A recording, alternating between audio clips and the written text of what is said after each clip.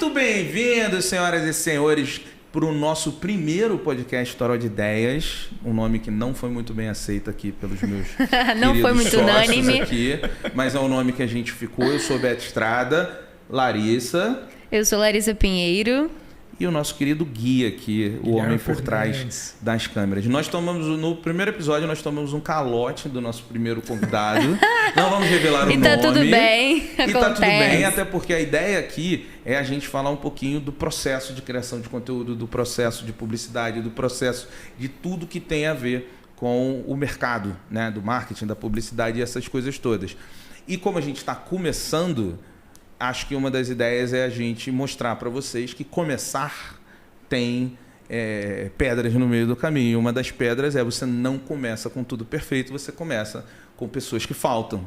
Porque até você ter autoridade, ser grandão, você tem que construir isso e as pessoas não vão te dar essa relevância. Então a gente já começou falando de um dos grandes problemas que a gente tem dentro aí da situação. Mas como a gente vai falar disso, eu já queria puxar aqui para quem está vendo, para a gente voltar num papo que a gente estava tendo antes da gente começar aqui. Beleza. Já que a gente vai falar sobre isso, uma das grandes coisas que a gente vai falar, nós três aqui somos empresários, né? Eles estão começando a ser criadores de conteúdo, eu já sou criador de conteúdo há 15 anos, estou nessa jornada aí, mas a gente estava falando das dificuldades de trabalhar nesse mercado. E aí o Gui estava falando, uma das coisas que você estava falando era sobre você entender como o cliente chega para você. E essa é uma das coisas que eu acho que é o mais difícil que a gente tem hoje, com quem começa a trabalhar, com quem começa a abrir uma empresa, que é assim, como que eu tenho um sonho de ter uma agência, por exemplo, ou uma produtora, ou, né, qualquer outro negócio. Uhum. O primeiro passo eu preciso ter um cliente. E essa é a maior dificuldade que a gente encontra.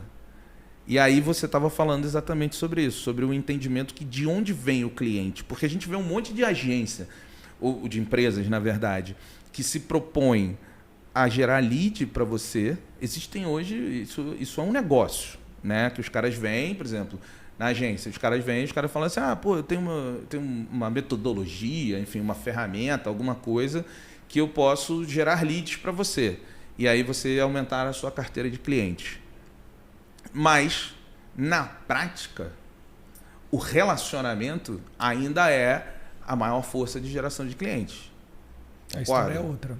É o que, de fato, vai fidelizar o cliente, né? Você manter aquele lead ali, principalmente a vida daquele lead longo é a fidelização, é a comunicação, porque, de fato, você não vai ter credibilidade, você não vai reter ele no seu conteúdo se você não mostrar que ele pode confiar em você. Mas aí se você, por exemplo, tem muita gente que tem muita ideia, né? O que a gente mais vê são pessoas com vontade.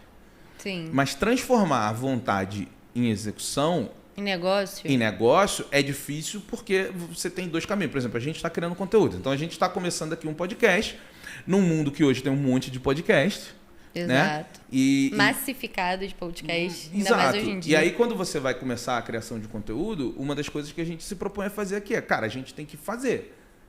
E entra numa relação muito difícil hoje do mercado, que é o seguinte, por exemplo, quando você pega...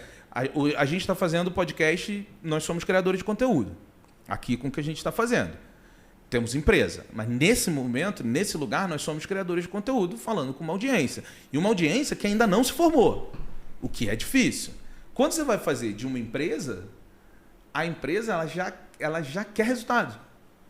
E aí está uma dificuldade, porque eu tenho uma visão que é assim...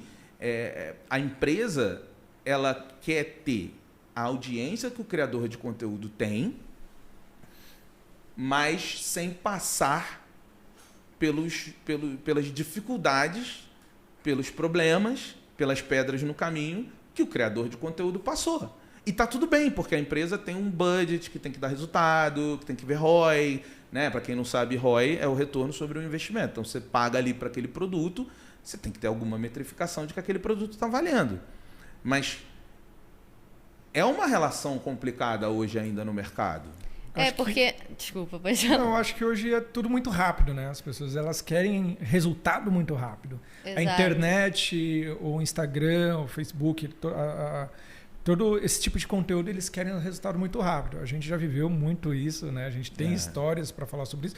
Você já viveu muito isso, né? Você tem anos aí de carreira que você construiu em cima da sua bagagem e, de repente, para criar um outro produto, às vezes chega um cliente novo e fala assim, o sucesso que você tem hoje, eu quero que você faça a mesma coisa na minha empresa. E não é sobre isso, né? Não, pode ser.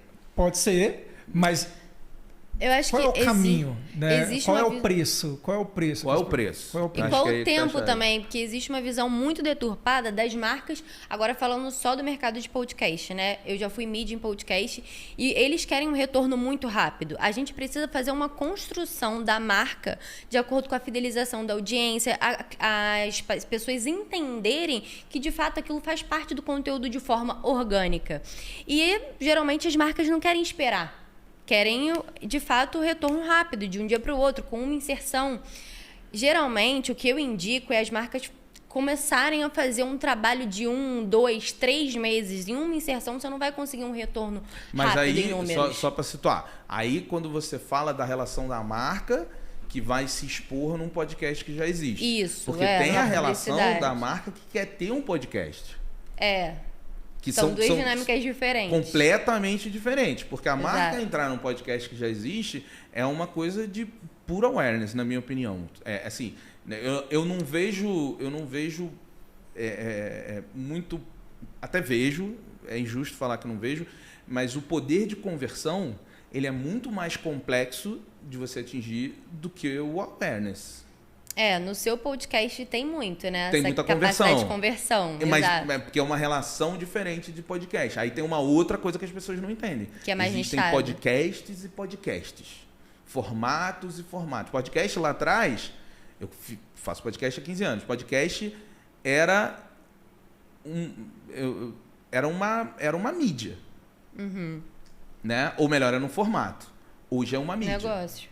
Mudou. A relação mudou. Então, quando você pega hoje podcasts que nem o que a gente está fazendo aqui, que estão no YouTube, que estão no Spotify, que tem com vídeo também, esse tipo de podcast que depende muito de corte, que é uma coisa que a minha época do podcast, nunca teve. Isso foi criado recente.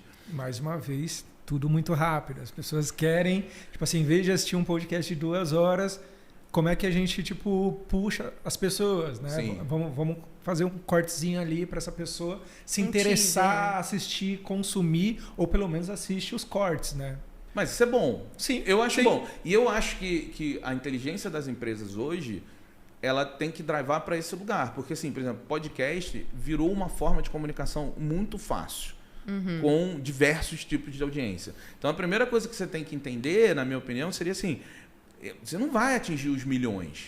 Você é uma empresa, você tem um nicho de produto, de serviço e tal. É diferente de um podcast famosão que ele quer falar com todo mundo sobre celebridade, sobre... Entretenimento, né? É muito mais fácil.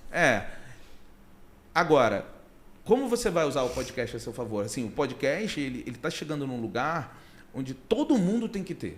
Hoje, basicamente, todo criador de conteúdo tem que ter o seu, e está tendo. Por isso você tem um monte de podcast. Empresas também. E as empresas estão começando a ter. Mas eu acho que as empresas, elas ainda olham errado como ter podcast, porque a empresa acha que, assim, qualquer marca acha que ter podcast vai ser sinônimo de sucesso. Se você não encaixar numa estratégia, não funciona. E, assim, podcast, vamos supor, por exemplo, você pega uma empresa, você tem o podcast B2C e tem o podcast B2B.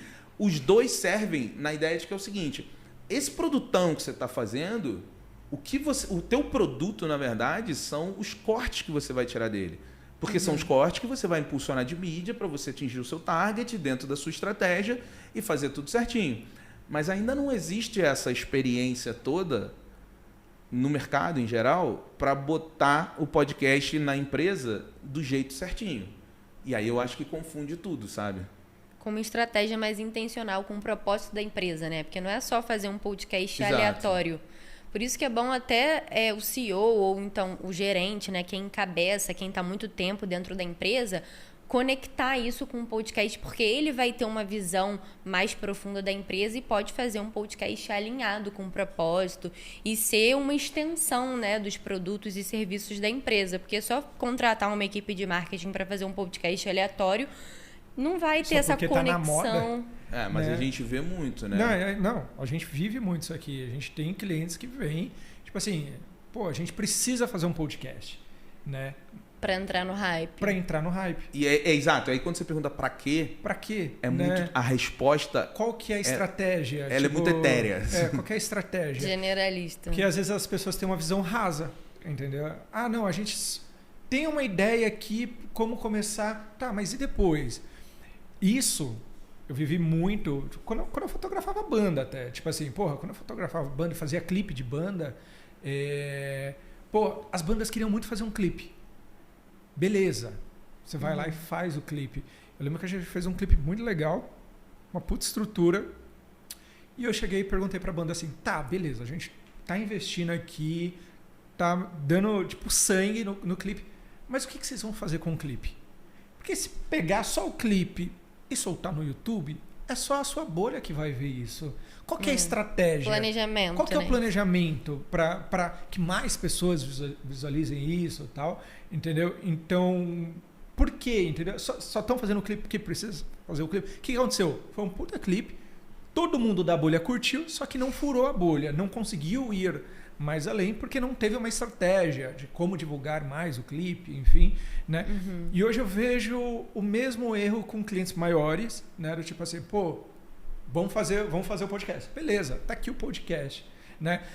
A gente, como uma produtora, uma coisa que eu sempre trago para minha equipe, trago para os clientes cara, o nosso trabalho não tem que acabar quando a gente termina de finalizar, ou apertar o REC, finalizar o REC ou entregar o material. A gente se importa muito mais com o cliente. A gente quer saber se o produto deu certo. Porque se o produto deu certo é porque a gente está no caminho certo e esse cliente ele vai voltar para a gente pedindo o mesmo produto. Entendeu? Exato. Então, se eu fizer só um podcast por moda, né, porque ele precisa fazer um podcast, beleza, essa pessoa vai soltar, beleza. O público dessa pessoa vai ver, legal, ok, tal, não sei o quê. E não deu um retorno que essa pessoa esperava, daqui 2, 3 meses essa pessoa murcha, não deu certo para mim, não sei o quê, e desiste. Mas isso não é na opinião de vocês, isso não é um problema também que tá rolando, que é o seguinte, não pode dar errado. E é foda, porque a gente está vivendo um mundo onde tudo é muito rápido, tudo é muito mutável, e nem tudo dá certo. Sim. E assim, o melhor, as marcas, por exemplo, você falou, quando a marca quer ter a minha audiência. Beleza, você quer ter a minha audiência. Mas, quanto eu gastei em 15 anos para fazer essa audiência? Você não quer gastar isso. Sim. Quanto tempo eu demorei em 15 anos para ter essa audiência? Você não quer gastar esse tempo. Aquilo de eu quero viver o sucesso sem viver o processo, né? Tem exato. todo um processo para aquilo. Que é uma coisa, por exemplo, que a gente está fazendo aqui. Cara, a gente está começando do zero. Quem está vendo a gente, eu me lembro dessa relação de você botar um podcast e um dia você falar assim, caramba, 38 pessoas, esse é o número, tá? 38 pessoas estão ouvindo a gente. Aí eu falei assim, legal. Eu acho que eu não conheço 38 pessoas que eu mandei isso. Tem uma galera que eu não conheço. Maneiro. E aí um dia de 38, vai para 50, vai para 80, vai para 100, mas isso um longo tempo.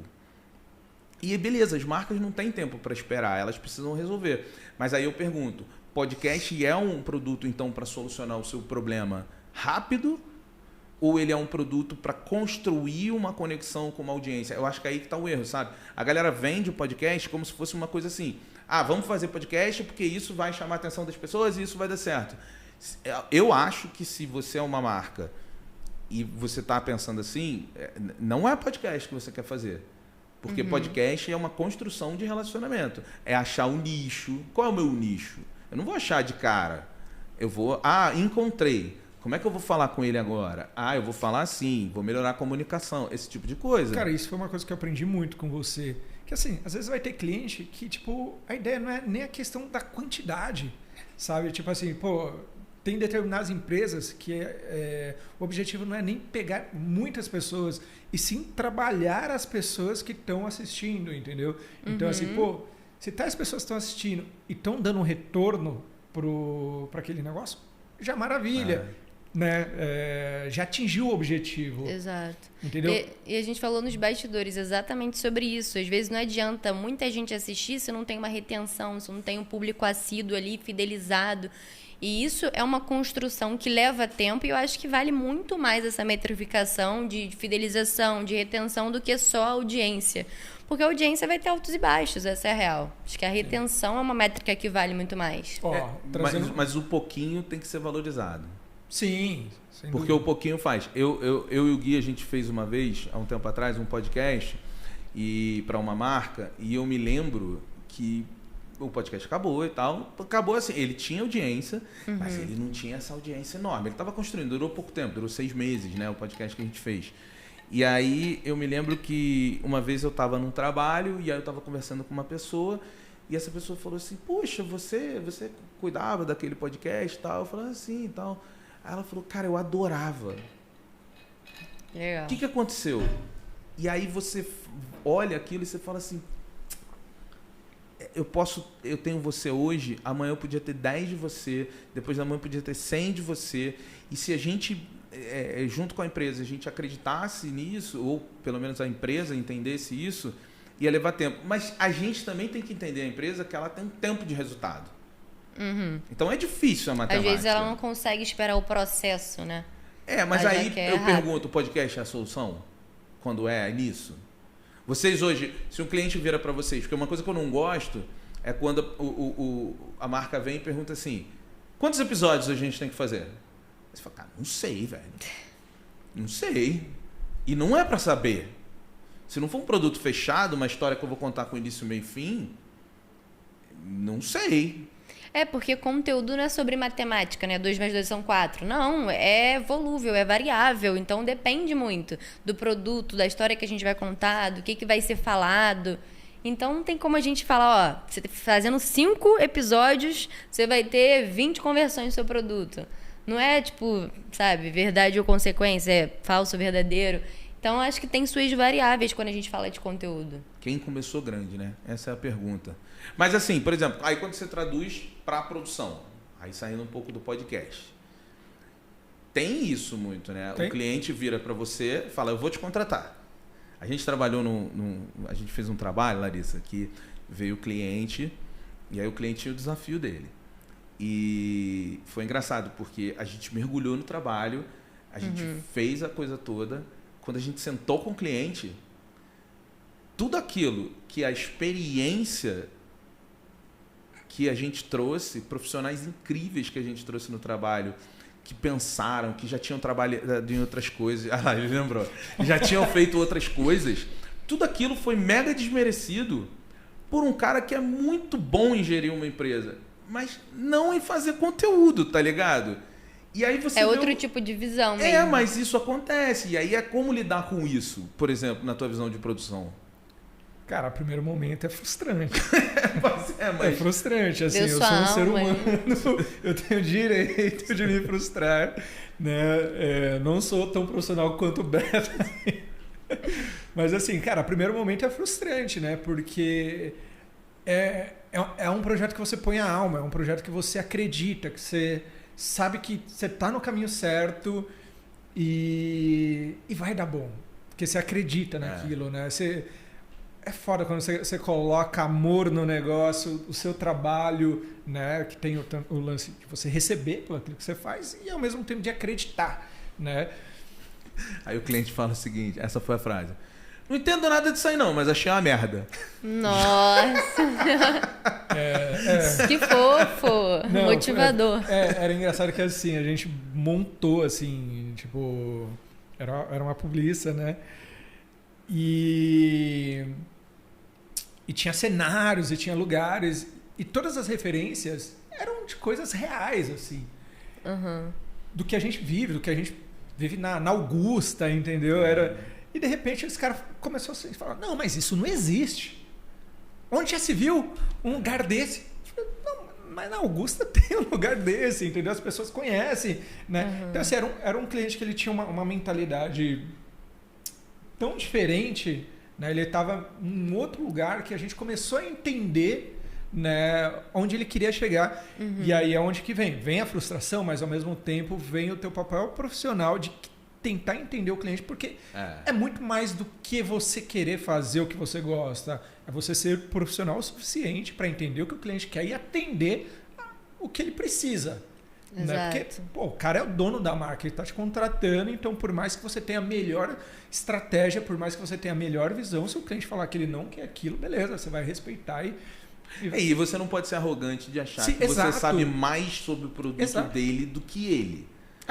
Mas é foda, tem vezes que você olha e você fala assim, cara, você está prejudicando. Mas faz parte do jogo.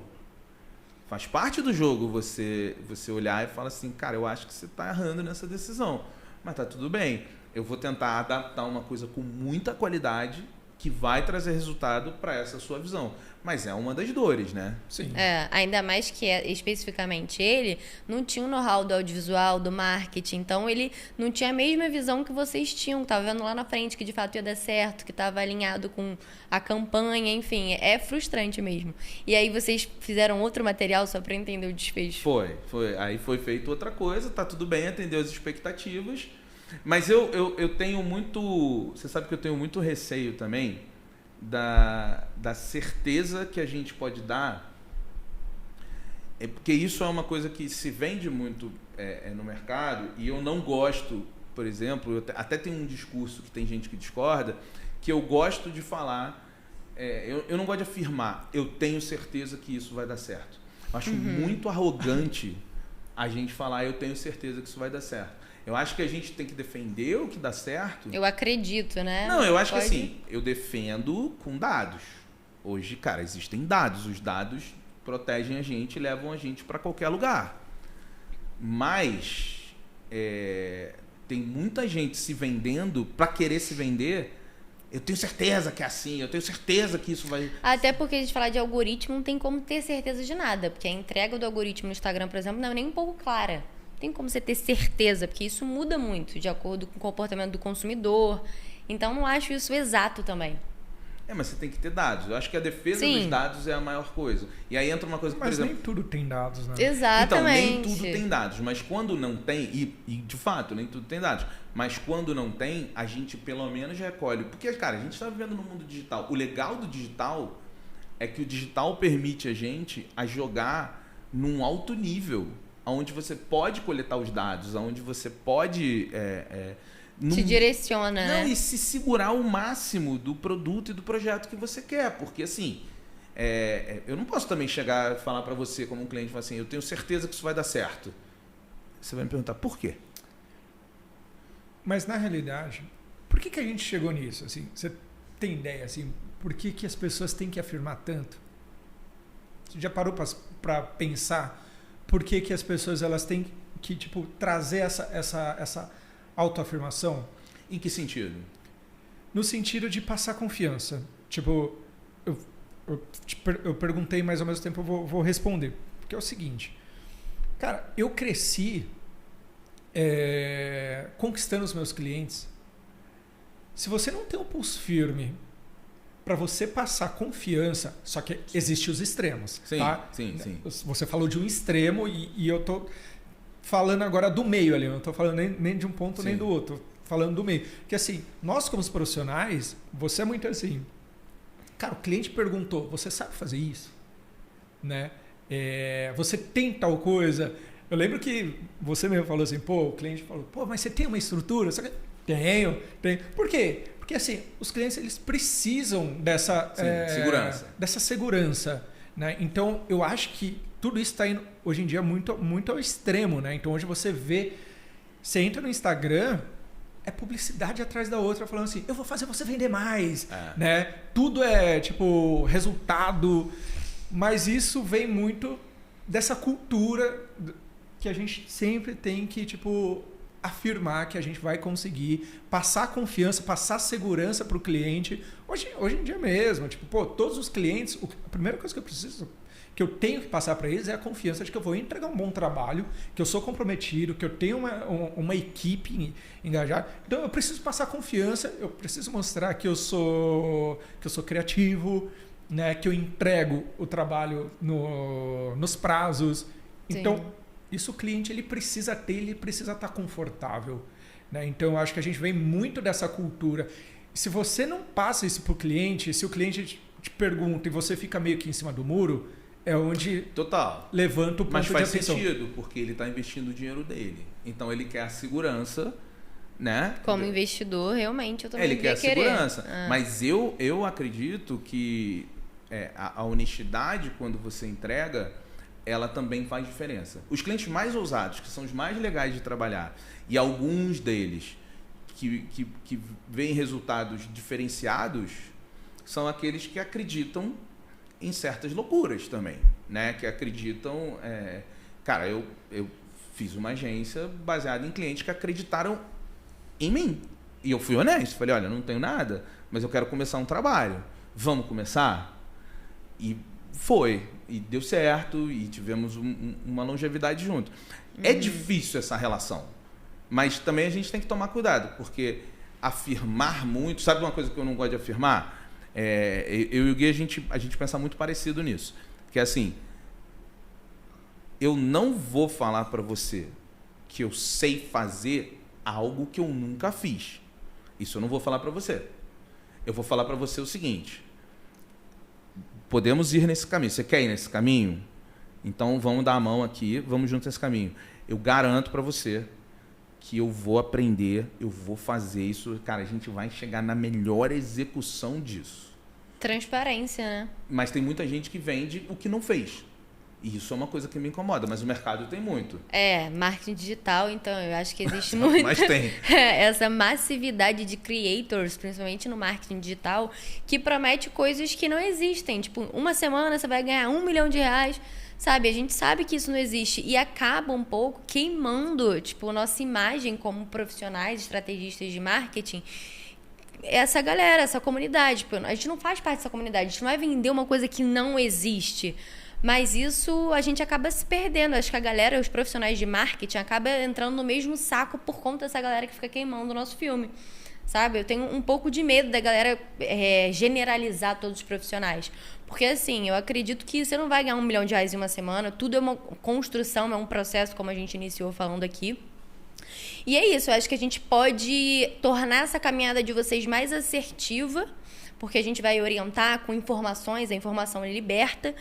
Mas, assim, aqui não existe milagre, né? Nenhum trabalho é feito com milagre, tudo é processo. E aí a gente pode facilitar, mas não tornar você milionário de um dia para o outro.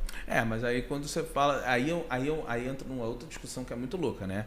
Que é o creator. E aí o buraco é muito embaixo, porque o volume de influenciadores que existe hoje é muito grande. Você tem uma oferta gigantesca. Quem tem qualidade dentro dessa oferta? É um grupo já menor do que... Não dá para dizer que todo mundo tem qualidade. E não estou falando qualidade na produção de conteúdo, estou falando qualidade no profissionalismo, na entrega. Porque tem muita gente, tem muito influenciador que você trabalha, todos nós já trabalhamos, que acha que influência é ser famoso. Ser famoso para quem também, né? É uma outra coisa, mas assim, acha que influência é ser famoso. E, cara, influenciador hoje é uma profissão.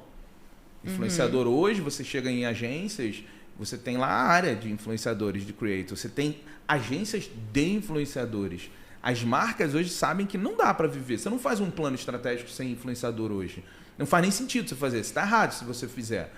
Mas, ao mesmo tempo, o influenciador, do lado dele aqui também, ele tem que ter mais responsabilidade com o trabalho dele.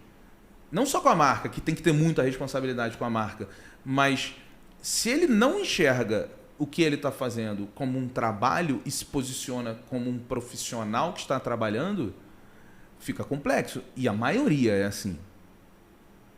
A gente pegou muito caso assim, né? De trabalhar com pessoas que, você fala assim, cara, é o seu trabalho, mano, chegar na hora. É o seu trabalho. Quantas vezes você não combinou uma entrega e o cara não entregou? E o cara não respondeu no Zap quando tu pergunta assim, cadê aquele bagulho que a gente combinou? Não tem. Falta de profissionalismo, né? Então, mas vira é uma moeda difícil de trabalhar para a marca e para agência. E aí, pô, às vezes assim, você vai fazer um job, você contrata um influenciador. Não é a marca que contrata. E aí, quando ele faz merda, a culpa é tua. Exatamente. Não é dele. Você que tá representando ali o job. E tem que ser tua. Mas eu acho que tá existindo já essa movimentação, eu acho, das agências de colocar esse peso nas costas dos influenciadores, não tá? Tipo, de mostrar essa responsabilidade, colocar ele no lugar dele do tipo assim, ó, amigo, tipo assim, é um trampo, é a tua obrigação, é o teu trabalho fazer isso.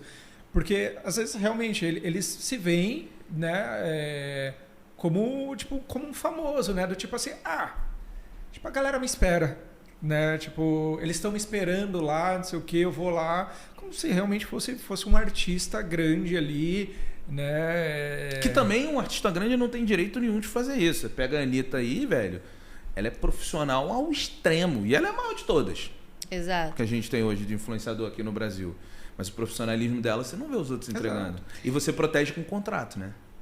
Acho que o profissionalismo tá aí. Eu vou proteger a marca fazendo um contrato com o influenciador, que, meu irmão, ou tu entrega ou tu paga aqui algumas contas. Não, e é o que a gente falou nos bastidores. Só uma observação. A gente precisa acreditar na marca, no propósito e no produto. A gente sendo influenciador, né? Precisa acreditar para você propagar aquilo. Se você não acredita, se você não vive aquilo, nem propaga, nem aceita o job. Porque não vai ser orgânico. As pessoas não vão acreditar. Sabe? E a audiência não é idiota. Ela vê quando a coisa é forçada, quando a pessoa não vive aquilo, fica robótico, não fica forçado. Mas aí você acha que a culpa é do influenciador ou é da marca? Ou da agência também? Os dois. Acho que os dois. Porque a marca tem que ter essa expertise para entender qual é o seu público-alvo. E o influenciador, caso a marca não tiver essa expertise, o influenciador tem que ter para aceitar ou não o job. Porque nem tudo é sobre grana. Eu acho que a culpa e a responsabilidade aí é da agência. Sabia? Porque a partir do momento em que a marca chega para a agência e fala assim, ó, eu preciso desse trabalho. Aí você sugere um grupo de influenciadores que não tem nada a ver. Que não tem nada a ver, a responsabilidade é sua. Entendeu? Eu já vi campanha de marcas trabalhando com um monte de gente só porque essas pessoas são gigantes. Uhum. Tem milhões de seguidores, mas não tem fit nenhum com a marca. Mas se você fosse um influenciador e a marca falasse para fazer alguma publi e não tivesse nada a ver com o seu propósito, você nem concordasse, você faria? Cara, eu não vou culpar o influenciador, eu não faria, mas eu não vou culpar o influenciador que faz, porque no fim das contas tem uma relação comercial ali. A marca vira e fala assim, cara, eu vou te pagar para fazer. Pô, a marca veio até mim, ela não fez uma pesquisa. Ela não fez uma pesquisa da minha audiência, do meu público, porque assim, eu acredito que ela fez. Se ela tá achando que faz sentido, eu posso até achar que não faz sentido. Mas, pô, beleza, temos uma relação comercial. Você quer que eu faça um job para você, eu faço. Trabalho. Sim, é. É um trabalho. Mas eu acho que eu pensaria na questão do engajamento negativo, assim, como marca influenciadora. Sabe? Vai mas que eu faço um engajamento negativo. Se não vai ferir, você faz. E não dá... Você sabe que tem muito influenciador que sabe que vai fazer um job e vai passar batido, segue a vida. Uhum. Ele vai ganhar um dinheiro, vai fazer o que a marca quis que ele fizesse, e se a audiência vai se relacionar com isso ou não, para ele tanto faz. Eu não estou dizendo que eu concordo, mas tem muito que é assim. Acho que é a mesma coisa, acho que é a mesma coisa de publicidade, né? Tipo, pega um ator famoso para fazer, sei lá, uma publicidade de algo que não tem nada a ver com lifestyle. Que seja uma propaganda de cigarro, sabe? Aí pega um atleta. Mais, né? Nem tem mais, mas tipo, vai da pessoa, da cultura da pessoa, da política da pessoa. Faz sentido isso para mim? Ou tipo, não, tá tranquilo, né? Mas eu acho que tem uma parada que a gente estava falando sobre profissionalismo e é uma coisa que eu converso muito com a minha equipe e eu falo com eles o seguinte, falo assim, cara, o que é ser profissional? Né? Será que ser profissional é simplesmente, por exemplo, fotógrafo, né? É simplesmente o cara que sabe fotografar bem e entrega uma foto bonita? Hoje em dia, o que é ser profissional para vocês, né? Para mim, cara, nada mais é do que você começar o trabalho bem feito, entregar o trabalho bem feito. Desde comprometimento com horário, comprometimento com a educação, né, com a entrega. Então, eu acho que são vários fatores que hoje em dia as pessoas acham que, tipo assim, pô, só porque eu falo bem na câmera, eu sou um bom influenciador, as pessoas gostam de mim, não quer dizer que você é um bom profissional. Exatamente. Se você chega atrasado, cara, isso já está falando sobre o seu trabalho. Se você entrega o trabalho atrasado, isso já está falando sobre o seu trabalho. Né? Se você é mal educado, já está falando sobre o seu profissionalismo. Né? Eu acredito muito nisso, sabe? Às vezes eu prefiro chamar pessoas que não são tão técnicas, mas eu sei que vai chegar no horário, eu sei que vai entregar o trabalho, eu sei que vai me ouvir, entendeu? Que vão conseguir se qualificar, né, com Exato. o tempo. E eu acho que isso é uma parada, na minha opinião, que deveria ser julgado muito mais, assim, sabe? Tipo, na contratação de um profissional. Mas na contratação de um profissional para uma equipe para fazer o job com você, no teu caso da produção, ou na contratação de um influenciador, ou serve para os dois? Porque eu não acho que se encaixam no mesmo lugar. Concordo. Eu acho que assim, a gente tem a questão do influenciador, que às vezes assim, de repente aquele perfil é aquela pessoa, estudando estrategicamente a gente vai ter que lidar com essa pessoa. Beleza, então eu como agência, eu sei o preço que eu vou pagar por contratar aquele profissional que ele vai me dar esse trabalho, entendeu? Uhum. Mas se de repente, tipo, você põe o cara no lugar dele, eu tipo assim, cara, eu preciso de você, mas se você não quiser, eu tenho outras pessoas. Então, se você pisou na bola comigo dessa vez, eu tenho outras pessoas, entendeu? Então, vai de caso a caso. Né? É difícil eu falar, porque primeiro que eu não sou uma agência, né? Então não tenho muito, trabalhei muito pouco ali com influenciadores.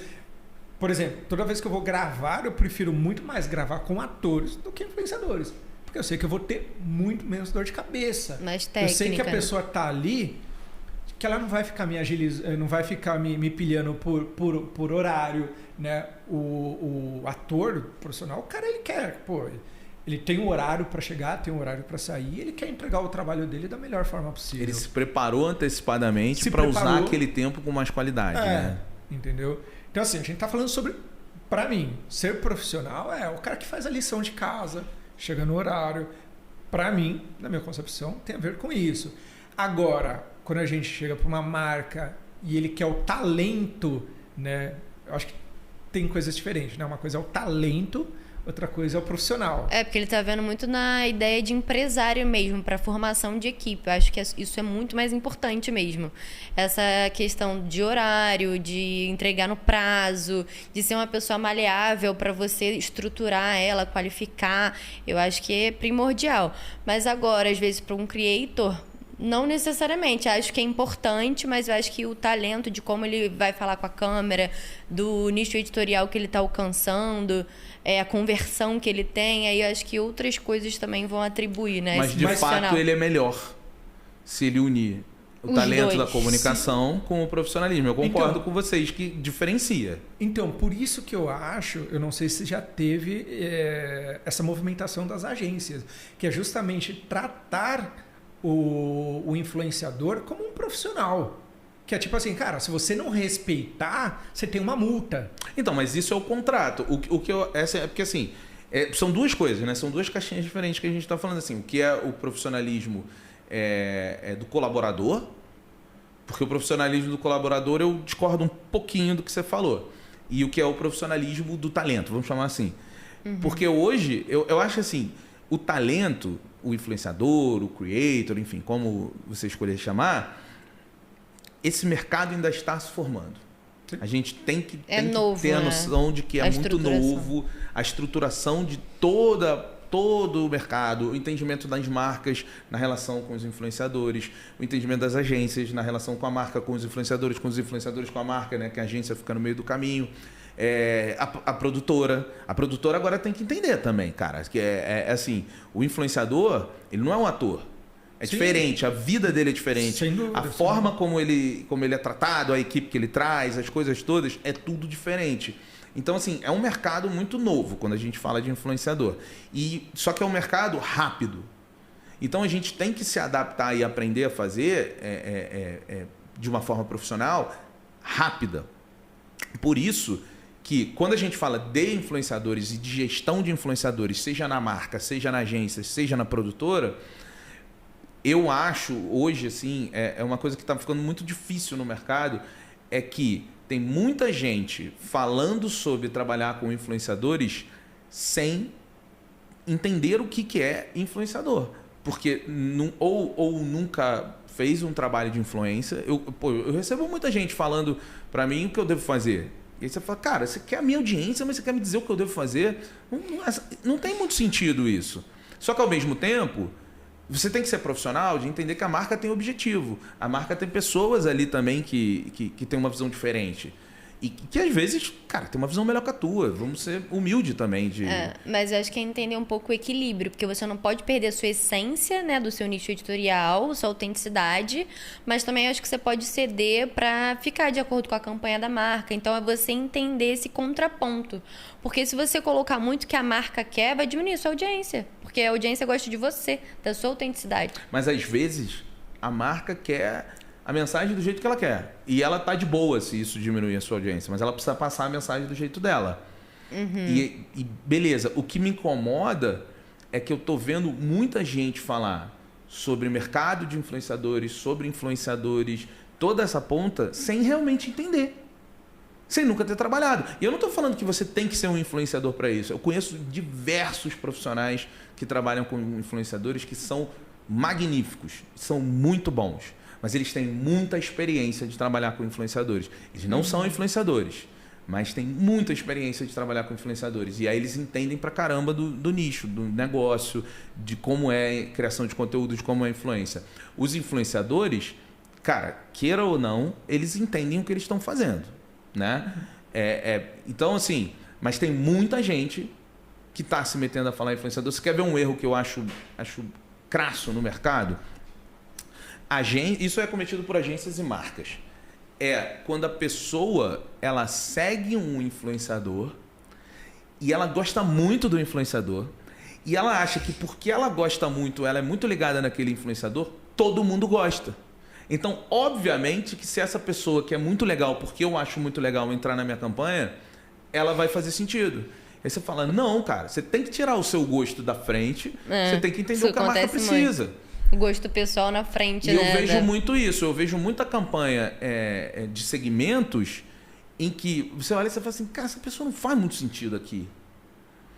Isso geralmente, né? Não posso nem generalizar, mas assim, eu também sei de casos que é isso, que ou a pessoa lá, o profissional da agência ou da marca, só quer dar um resultado, um relatório de números, que não conflita com o resultado real, resultado de venda do produto, resultado de exposição de um produto, qualquer lugar que seja posicionada ali a estratégia.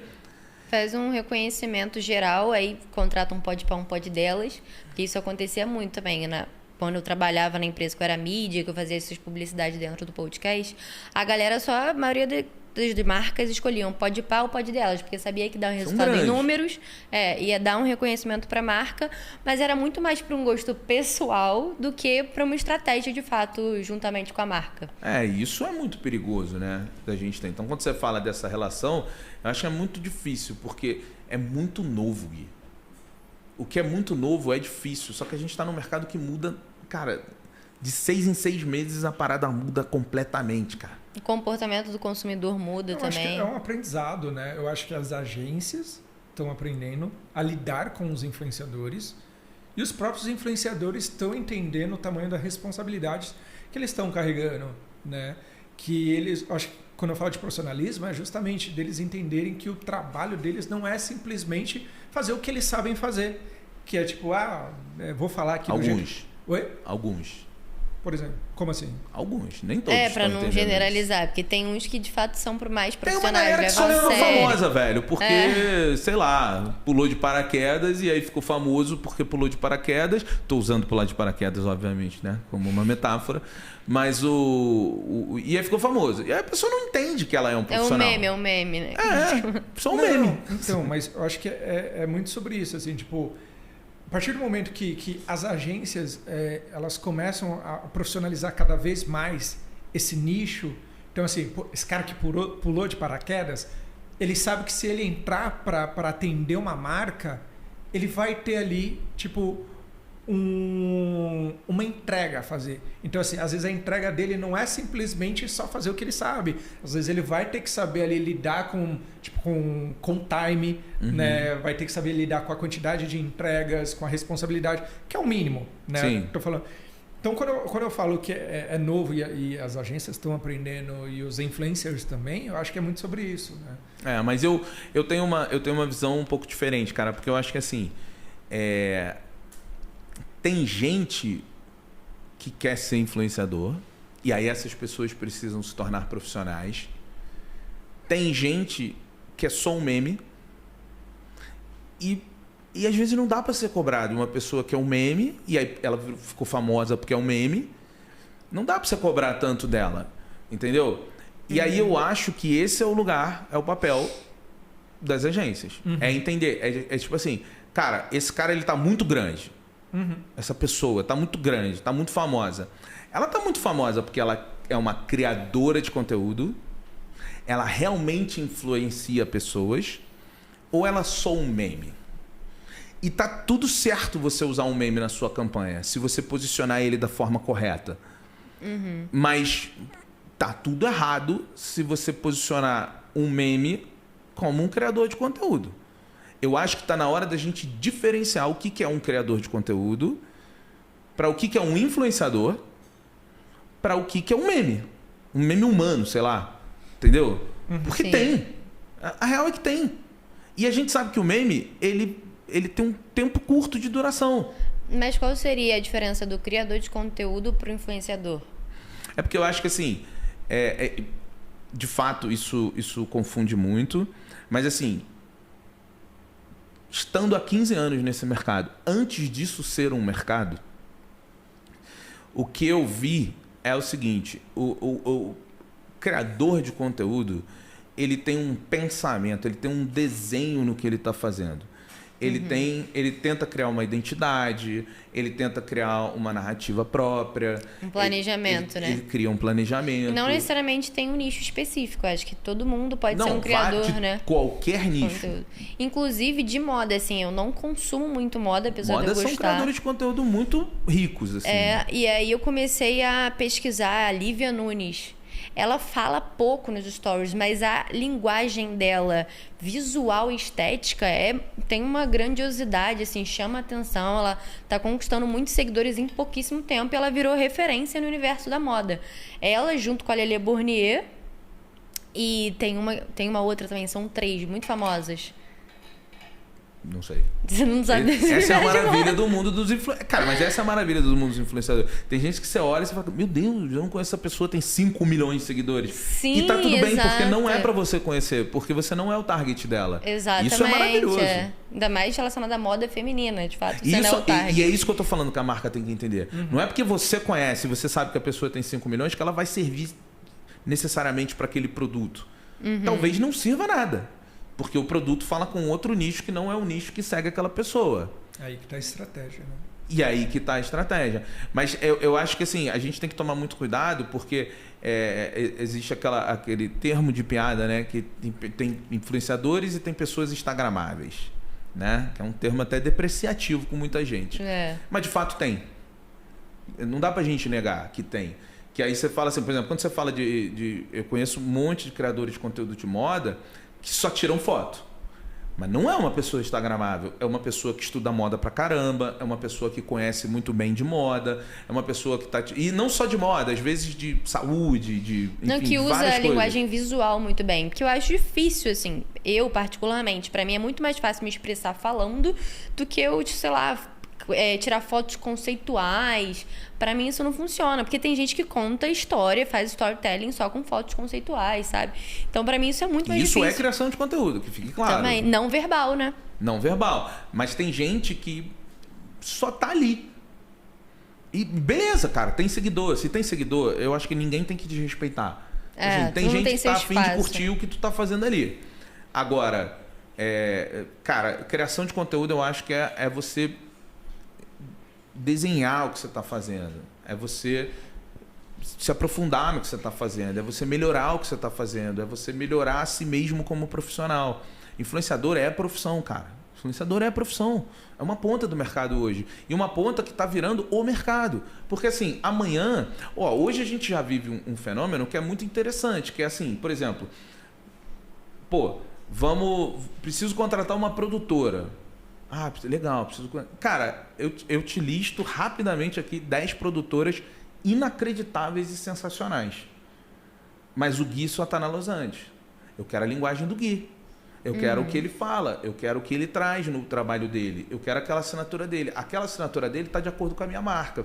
E a gente está vivendo um momento, a gente está drivando por um momento onde todos os negócios eles vão precisar de um influenciador. Cara, hoje a gente não nota, mas assim...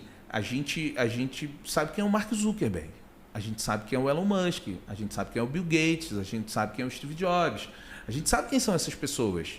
E essas pessoas são influenciadores de uma marca. O que essas pessoas falam, fazem e tal, levam as pessoas a se conectarem com as marcas dela. E a gente vai chegar num momento onde você vai comprar roupa numa loja... Porque aquele vendedor, ele virou um influenciador grande, que vende roupa benzão no Instagram, que fala de roupa. A Farm Fashion é um exemplo. Agora, a maioria dos vendedores online, principalmente, viraram influenciadores de moda. Então, a grandiosidade que a marca, né, concedeu para os vendedores. Não é só vendedora, ela é vendedora e influenciadora. E ela vende, às vezes, 4 vezes mais que uma vendedora física. Exato. Mas aí você começa a confluir num outro... É foda o mundo hoje, né? Porque você começa a confluir... Uma outra pauta. Num outro mercado, que é o mercado do live commerce. Né? O live commerce e o live shop, eles são 2 mercados que estão se destacando, são necessaríssimos hoje a gente tem, assim, por exemplo, na Ásia. Na Ásia, os resultados de live commerce e live shop, eles são uma monstruosidade. E vão virar tendência. Eu gosto de falar que, cara, live shop e live commerce estará para empresas de varejo como podcast está para influenciador hoje. Isso vai acontecer em 2 anos. Em 2 anos isso já é padrão, já é normal, tá todo mundo fazendo. Entendeu? Então é uma coisa que, assim, isso que você está falando da Farm, olha a confluência de coisas. O influenciador, ele vira o vendedor do live commerce. Ou do live shop, né? Dependendo aí de como for o formato. Mas... representante, né, da marca. Mas ele é um influenciador da marca. E todos os segmentos, por exemplo, é isso que eu estou falando. Por exemplo, o câmera do Gui, que faz os trabalhos dele, ele começa a fazer umas coisas muito legais nas redes sociais e começa a fazer umas coisas que se destacam muito. E ele não é o dono da Los Angeles. Mas as pessoas vão falar, pô, quem é aquele cara ali? Pô, aquele cara trabalha na Los Angeles. Pô, eu vou lá na Los Angeles. Porque tem a linguagem, esse cara tem a linguagem que eu quero. Isso vai acontecer para tudo, cara. Já está acontecendo, na verdade, né? Que é uma coisa que a gente conversa muito. Que é assim, por exemplo, como empresário, você trazer o cliente para o relacionamento, hoje em dia, o dono da empresa, ele é muito relevante na captação de clientes. Ele é muito relevante. Não, e muitas marcas falam sobre os nano-influenciadores, né? Que é quem consome produto e faz propagandas espontâneas. Então, acho que marcas que estão iniciando agora precisam investir nisso, porque eles não vão ter budget, às vezes, para investir no influenciador grande, mas investindo no nano-influenciador, quem consome a marca, para transformar numa comunidade e depois investir no micro-influenciador, que também dá resultado em conversão, é uma estratégia muito mais assertiva para início de marca, sacou? Eu acho essa coisa do nano-influenciador... é muito dependente da estratégia. Sim. Porque é muito fácil. Você começa a ouvir falar e começa a vir. Mas encaixar e plugar isso numa estratégia funcional, cara, você precisa ter muito conhecimento da coleta de dados. É complexo. Para saber se isso está dando certo. Porque, assim, o legal aí é o seguinte, a gente está olhando para um momento, cara, em que, assim, o mercado está mudando muito. Então, você vê, assim, por exemplo, o CEO do iFood falando que, daqui a 10 anos ninguém vai cozinhar em casa, porque a ferramenta deles vai. E faz sentido. Não estou dizendo que mas faz sentido o que ele está falando para caramba. Agora, a gente também está vivendo um momento onde as empresas estão entendendo que, por exemplo, eu vou te indicar aqui um celular. E aí eu vou falar assim, pô, aí tu vai falar, pô, legal, cara, eu vou comprar um celular desse, qual é o modelo mesmo? Aí eu falo para você assim, deixa eu te passar um link, que aí eu ainda ganho 3% aqui em cima da venda. E isso está disponível para todo mundo já, em vários setores. A Samsung, por exemplo, faz isso. E aí quando você fala isso, você fala assim, cara, isso é muito bom. Mas isso é o nano-influenciador. É um influenciador de mesa de bar. É um cara que vai vender para 5 pessoas, no máximo, durante 3 meses, mas 1 milhão de pessoas vendendo para 5 pessoas durante 3 meses, é muita gente vendendo para 5 pessoas. Não, e eu penso também em relação a se for um produto. Teve uma gringa que ela fez um produto que ela já faz, né, uma linha inteira de maquiagem, e ela fez um gloss. E aí ela viu a necessidade de quem consome. Qual é a necessidade do consumidor do gloss, né, para mulheres? A gente passa gloss o tempo inteiro, boca ressecada, vai para festa, às vezes não leva bolsa, aí bota no bolso, não tem bolso. Então o que ela fez? Ela fez uma capa de celular com suporte para gloss. Ela criou uma alternativa de produto inovador. E aí todo mundo tira foto com gloss aqui. Acabou. Ela fez todo mundo fazer a propaganda dela organicamente. Maravilhoso. Então é o produto inovador. Duas soluções aí, né? A solução da inovação, que as pessoas confundem, as pessoas acham que inovação é inventar o Google e não é. Não é. É melhorar o pequeno processo, melhorar a dificuldade pequena e a exposição da marca constante, que cria uma identidade, né? Genial, assim, achei genial. E a gente pode fazer isso em outros produtos, em outros serviços. É só ter essa expertise no detalhe. Às vezes é o detalhe que falta para você prospectar nano-influenciadores. Exato. Eu achei incrível. Necessidade ali, né? Encontrar necessidade. Então tá bom. Então fiquem com essa. Vamos fechar por aqui hoje? Bora. Então fechamos com essa. Encontrar necessidade é o mote que a gente arrumou hoje aqui, que você tem que fazer. Esse foi o nosso primeiro episódio do Toró de Ideias, o nosso podcast aí. Estamos começando. Se você está vendo isso, siga a gente, faça toda aquela rotina que a gente tem que pedir. Ó, vocês agora vão virar influenciadores. Vocês Comenta têm que aprender. o que vocês acharam. Comenta, dá joinha, se inscreve no canal, ativa o sininho. Tem que pedir todas essas coisas, porque isso faz parte do trabalho do influenciador. Faz parte do call to action. Quando eu tô na live da Samsung, eu peço isso pra Samsung constantemente, porque tem que dar, porque faz parte. Então, a gente vai pedir aqui também. Estamos começando um projeto novo e esperamos que vocês nos ajudem a melhorar este projeto. E siga a gente nas redes sociais também, por favor. Isso, que vai aparecer aqui embaixo, as redes sociais de cada um. E é isso, até a próxima. Até a próxima, valeu!